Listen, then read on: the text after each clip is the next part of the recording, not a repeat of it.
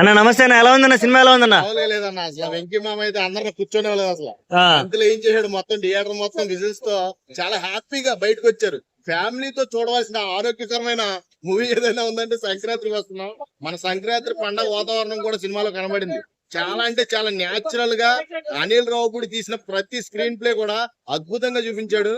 Number 1 cinema ఇది. నిజంగా ఈ సంక్రాంతి బరిలో వెంకటేష్ గారిని ఆ పోలీస్ గెటప్ లో చూస్తున్నాను చెప్పి కూడా చాలా మిస్మరైజింగ్ అనిపిస్తుంది.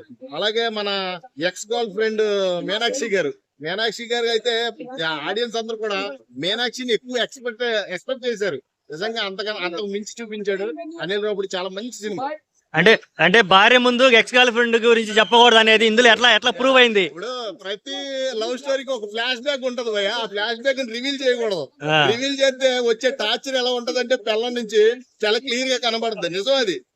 రియల్ లైఫ్ లో కూడా ఒక టార్చర్ పర్సన్ ఎవరైనా ఉన్నారంటే ఎక్స్ గర్ల్ ఫ్రెండ్.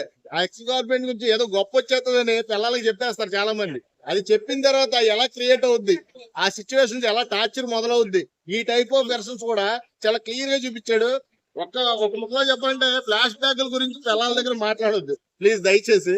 మాట్లాడితే వచ్చే టార్చర్ డబుల్ డోస్ లో ఉంటుంది. పిల్లల నుంచి వచ్చే టార్చర్ అది మాట చాలా ఫన్ క్రియేట్ అయింది.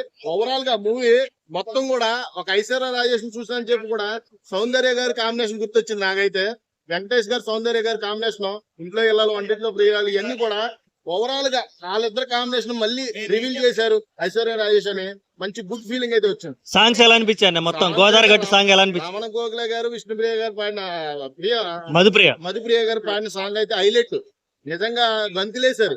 నిజంగా గోదావరి గట్టు మీద సాంగ్ కి అందరూ కూడా థియేటర్ లో గంతులేశారు. అంత మంచి ఎంటర్టైన్మెంట్ అయింది. ఓకే, క్రింజ్ కామెడీ అంటారు కదా అనిల్ రావిపూడిని. సహజంగా మరి దాన్ని దాటేశాడా? క్లీన్ కామెడీ ఇచ్చాడా, క్రింజ్ కామెడీ ఇచ్చాడా?